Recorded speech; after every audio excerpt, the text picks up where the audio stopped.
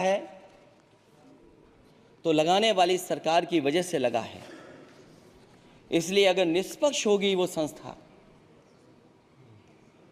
तो न केवल हमारा लोकतंत्र स्वस्थ होगा बल्कि हमारे लोकतंत्र और मजबूत दुनिया में दिखाई देगा। अध्यक्ष महोदय, ईवीएम पे मुझे कल भी भरोसा नहीं था, आज भी नहीं भरोसा। मैं 80 के 80 सीट जीत जाऊं तब भी नहीं भरोसा। और मैंने अपने चुनाव में कहा था अध्यक्ष महोदय कि ईवीएम से जीत करके ईवीएम हटाने का काम करेंगे। न ईवीएम का मुद्दा मरा है न जाएगा खत्म। जब तक ईवीएम नहीं हटेगी हम समाजवादी लोग उस बात पर अड़ग रहेंगे। उत्तर प्रदेश अध्यक्ष महोदय वो प्रदेश है जिसने सरकार बीजेपी की बनवाई, एक बार नहीं 2 बार बनवाई। और उसी उत्तर प्रदेश के साथ कितना बड़ा भेदभाव, उत्तर प्रदेश के साथ बड़ा भेदभाव। मुझे याद है वो दिन जब प्रधानमंत्री जी एयरफोर्स के सबसे भारी वाहन हवाई जहाज से उतरे थे सड़क पर। वो अलग बात है कि उस प्रदेश के मुख्यमंत्री उनके साथ नहीं बैठ पाए थे, लेकिन वो एक्सप्रेसवे जो बना था और आज भी जो उत्तर प्रदेश में बन रहे हैं वो उत्तर प्रदेश के बजट से बन रहे हैं। लेकिन दिल्ली की तरफ से कोई एक्सप्रेसवे अभी नहीं दिया गया है। न केवल इंफ्रास्ट्रक्चर में भेदभाव हुआ है बल्कि हमें याद है कि प्रधानमंत्री जी ने बड़े पैमाने पे गांव गोद लिए थे।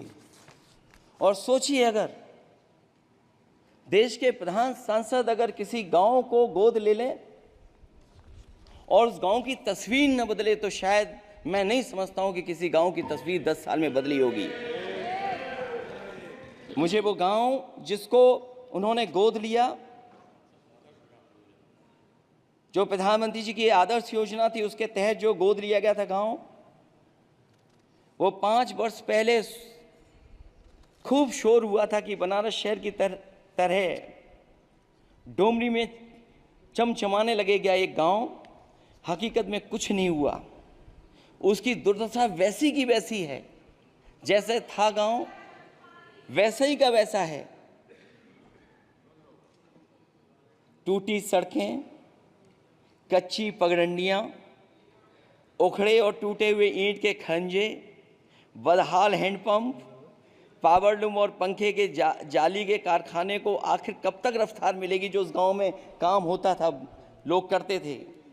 खाली पड़े रसोई गैस के सिलेंडर, अंधाधुंध बिजली कटौती के बीच इस गांव के लोगों को हर सुबह मजदूरी की कभी ना खत्म होने वाली तलाश आखिर कब पूरी होगी। तो सोचिए, एक गांव की तस्वीर ये है। जो गांव कभी गोद लिया गया था उस गांव की भी तस्वीर नहीं सुधर पाई है। जो भाजपा के स्मार्ट सिटी के झूठे सपने में गांव के लिए कोई जगह नहीं है।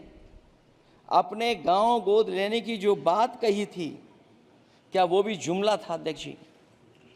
पता नहीं जिस गांव को गोद लिया था उसका नाम भी किसी को याद है कि नहीं। मैं नाम पूछ करके किसी को शर्मिंदा नहीं करूंगा, क्योंकि अगर नाम याद है तो ये तो और भी बुरी बात है कि अपने नाम याद रखने के बावजूद भी कुछ नहीं किया। जिसे गोद लिया जाता है उसे अनाथ बनाकर छोड़ देना अच्छी बात नहीं है। और अगर तस्वीर अध्यक्ष महोदय बदली हो 10 साल में उन तमाम गोद लिए हुए गाँवों की, तो मैं सत्ता पक्ष के लोगों से कहूँगा ज़रूर इस सदन में बात रखें।